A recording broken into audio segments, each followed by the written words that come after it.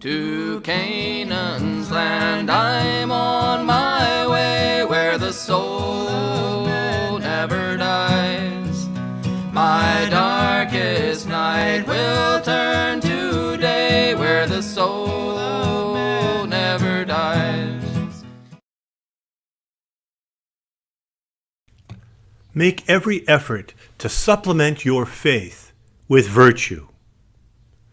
That affirmation from the second letter of Peter well introduces the theme of our brief series of videos on the Christian life of virtue. We are called to live our faith by growing in virtue, and not just any virtues, but virtues animated by love. The Lord in the Gospels uses very, very homely analogies to convey this same reality. In John's Gospel, Jesus portrays himself as the way, the truth, and the life. He is the true way to life, in whom we live. In this, he is drawing upon the Old Testament portrayal of right relationship with God as walking in his ways. Deuteronomy, for example, calls us to remain faithful to God by walking in his ways, and that involves living according to his commandments and loving God and neighbor. But Jesus also portrays as the one who fulfills the call to live right relationship. He is right relationship with God incarnate. He is the way in which we are all called to walk. But he portrays how this becomes possible for us by another analogy. I am the vine, and you are the branches. It is in him that we bear fruit. Once again, he is describing with homely language what 2 Peter describes in much more technical language. 2 Peter affirms that we are called to participate in the divine nature, to have communion with the divine nature, to be koinonoi, so to have communion, to participate in the divine nature. And it is from that participation that we live the excellences that the tradition will describe as virtues. The early church used the analogy of iron in the fire to describe the nature of this participation. When you put iron in fire, it remains iron, but it begins to participate in the nature of fire. It begins to glow, and it begins to become supple. The blacksmith or the farrier pounding on the iron is able to reshape the iron, to participate in another way of being. What was a bar of iron can become a horseshoe or almost anything else, but remains iron, but participates in the fire, in the life of the fire. So too, grace was understood and is understood as the effect of God's love, the fire of God's love on human nature.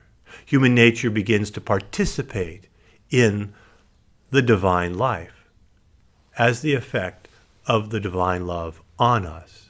And that participation is lived through the excellences that we will study. The theological excellences, the theological virtues of faith, hope, and charity.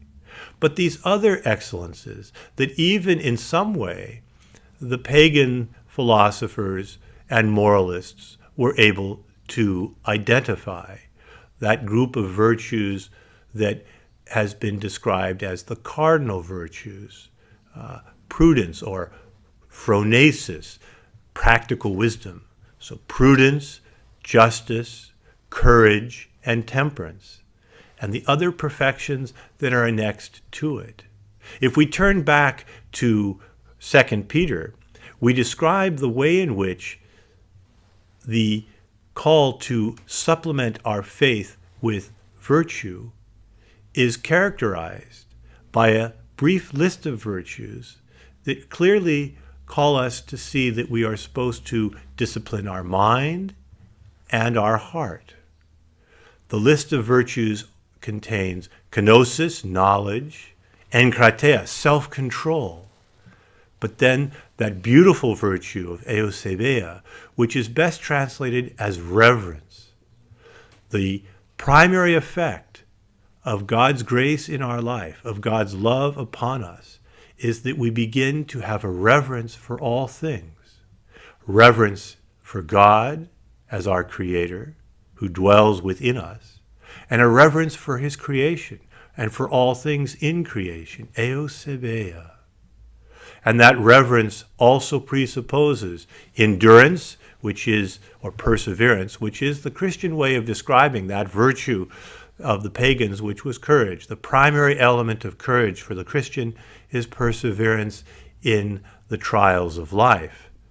And then this reverent perseverance that has well-ordered knowledge and love, kenosis and enkrateia, is turned outward towards not just our love of God, but of neighbor.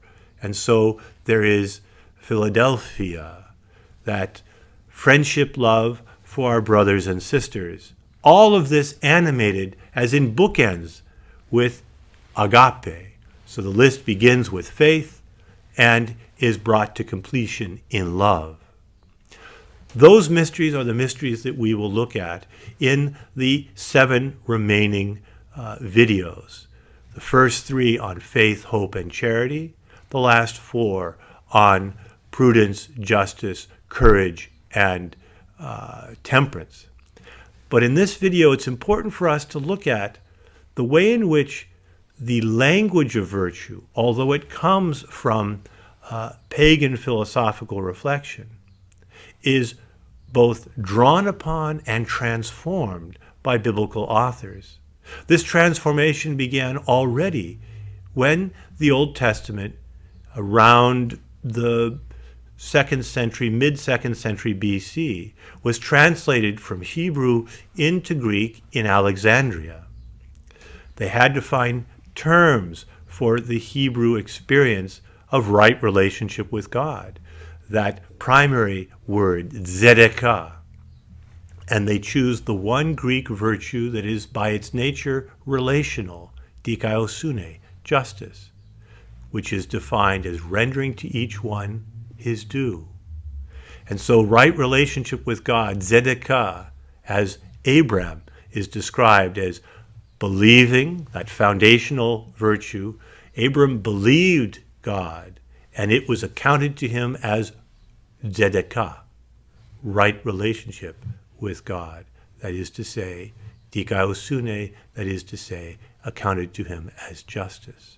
So that engagement with Greek culture that we inherit through the Latin translations is transmitting the Hebrew experience of God through the language that has its origins in the pagans.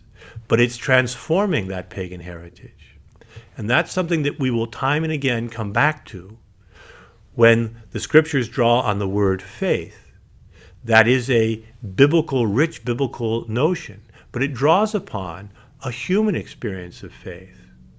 When the scriptures speak of justice, it understands what God does for us in grace by means of the human experience of justice. And so true in terms of growth in virtue. We turn to the human experience of growing in dispositions to understand by analogy how we grow in those dispositions that are gifts of grace. So make every effort to supplement your faith with virtue and to put on, above all these, love. That is what we will look at, and I look forward to walking through these texts and this tradition with you. Dear friends, there'll be no sad farewells, there'll be no tear-dimmed eyes, where all is joy and peace and love, and the soul